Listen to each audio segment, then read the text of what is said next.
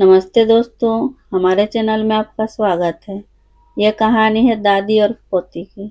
गांव के किनारे एक छोटा सा पुराना घर था, जिसकी दीवारों पर वक्त के निशान थे।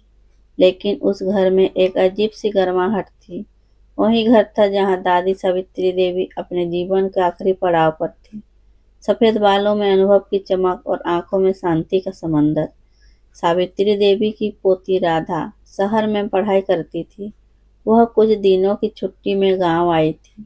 सुबह सुबह जब वो घर पहुंची तो दादी बरामदे में बैठी तुलसी को पानी दे रही थी। अरे राधा बिटिया, आ गई तू। दादी की आंखों में चमक आ गई। हाँ दादी, अब की बार आपके साथ पूरा 1 महीना रहूंगी। दादी मुस्कुराई। बस इतना ही काफी है। तू आ गई, अब घर में रौनक आ गई। राधा ने घर में चारों तरफ नजर दौड़ाई।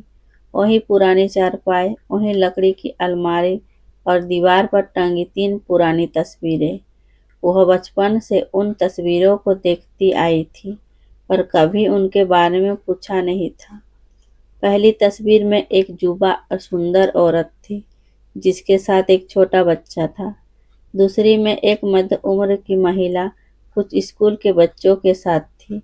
और तीसरी तस्वीर में वही वृद्धा यानी दादी सावित्री मंदिर में दीपक जला रही थी। राधा ने मुस्कुराते हुए कहा, दादी, ये तीनों फोटो तो हमेशा से लगी है, लेकिन इनमें क्या कहानी है। हर फोटो में आप ही है, लेकिन अलग अलग रूप में। दादी ने मुस्कुराकर कहा, अरे बिटिया, वो तीनों तस्वीरें ही तो मेरी जिंदगी की 3 सीख है। एक दिन मैं तुझे इनकी कहानी सुनाऊंगी। राधा हंसकर बोली, तो फिर आज ही सुनाइए ना दादी, मैं सब सुनना चाहती हूँ। दादी ने कहा, अभी नहीं, शाम को तुलसी के पास बैठकर बताऊंगी। ये तीनों फोटो मेरी जिंदगी का सफर है, और शायद तेरी जिंदगी की दिशा भी। शाम को आसमान में हल्की ठंडक थी। दादी ने लाल रंग की चादर ओढ़ी और राधा को पास बुलाया। देख बिटिया, दादी ने कहा, पहली तस्वीर उस जमाने की है जब मैं तेरी उम्र की थी। उस समय मेरा नाम सिर्फ सावित्री नहीं, सपनों वाली सावित्री था। राधा मुस्कुराई। सपनों वाली? हाँ बेटा, दादी ने कहा, क्योंकि मेरे पास बहुत सपने थे। मैं पढ़ना चाहती थी, स्कूल जाना चाहती थी, पर उस समय लड़कियों को पढ़ाने की परंपरा नहीं थी। मेरे पिताजी किसान थे और कहते थे, लड़की को घर संभालना चाहिए, खेत नहीं। लेकिन मैंने हार नहीं मानी। दिन में घर का काम करती, रात में मिट्टी के दिए की रोशनी में पढ़ती।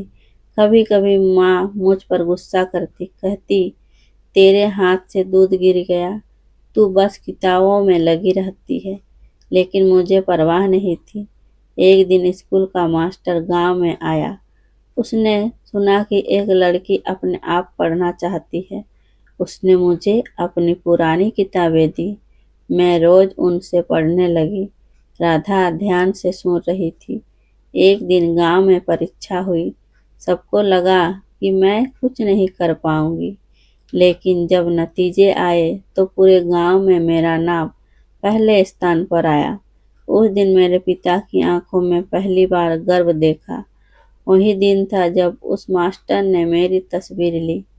यह जो पहली फोटो है, उसमें मेरे हाथ में किताब है और गोद में मेरा छोटा भाई।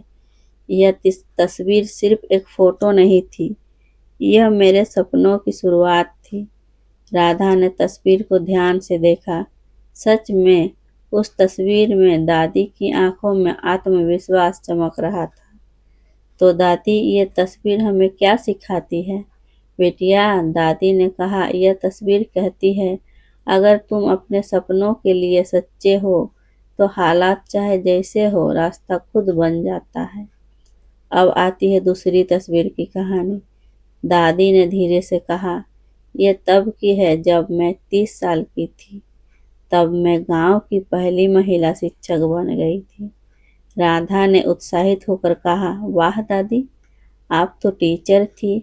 हाँ, दादी हंसते हुए बोली, वो मेरे जीवन का सबसे सुंदर सुनहरा समय था। लेकिन आसान नहीं था। उस वक्त लोग कहते थे औरतों को पढ़ाने से क्या होगा, लेकिन मैं जानती थी कि अगर एक औरत पढ़ जाएगी तो पूरा घर बदल जाएगा। मैं रोज सुबह 4 बजे उठकर खाना बनाती, गाय का दूध निकालती, फिर स्कूल जाती। स्कूल में बच्चों को सिर्फ अक्षर नहीं सिखाती थी, उन्हें सपना देखना सिखाती थी। कोई बार मुझे सैलरी भी नहीं मिलती थी, फिर भी जाती थी, क्योंकि बच्चों की मुस्कान ही मेरी कमाई थी। एक दिन गांव में बाढ़ आई, स्कूल डूब गया, बच्चों की किताबें बह गई।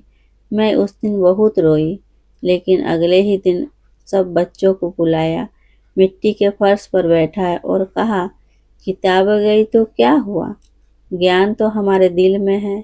राधा की आंखों में आंसू आ गए। उसी साल किसी ने मेरी एक तस्वीर खींची, यह दूसरी फोटो। इसमें मैं बच्चों के साथ खड़ी हूँ। यह तस्वीर मुझे याद दिलाती है कि सेवा का आनंद वेतन से नहीं, दिल से मिलता है। दादी ने धीरे से तीसरी तस्वीर को देखा, उस पर हल्की धूल जमी थी। उन्होंने उसे पोंछा और कहा, और यह तीसरी तस्वीर मेरे जीवन की अंतिम सीख है। जब मैं बूढ़ी हो गई, मेरे पति गुजर गए, बच्चे अपने परिवार में व्यस्त हो गए। शुरू शुरू में बहुत अकेलापन लगा, लगता था अब जीवन में कुछ नहीं बचा। लेकिन एक दिन मंदिर के पुजारी ने कहा, माँ, दूसरों के लिए जीना बंद कर दिया तो आत्मा भी उदास हो जाती है। उसी दिन मैंने तय किया कि अब मैं अपने बचे हुए जीवन को दूसरों की मदद में लगाऊंगी। मैं मंदिर में रोज दिया जलाने लगी, अनाथ बच्चों को खाना खिलाने लगी। धीरे धीरे मुझे फिर से शांति मिलने लगी। लोगों ने कहा, माँ, आपकी मुस्कान में भगवान का दर्शन होता है। एक दिन किसी ने मेरी फोटो ली, यह तीसरी तस्वीर। इसमें मैं मंदिर के सामने दिया जला रही हूँ।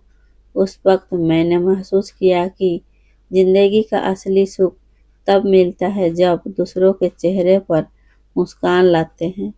राधा की आंखों में आंसू थे, लेकिन दिल में एक नई रोशनी जल चुकी थी।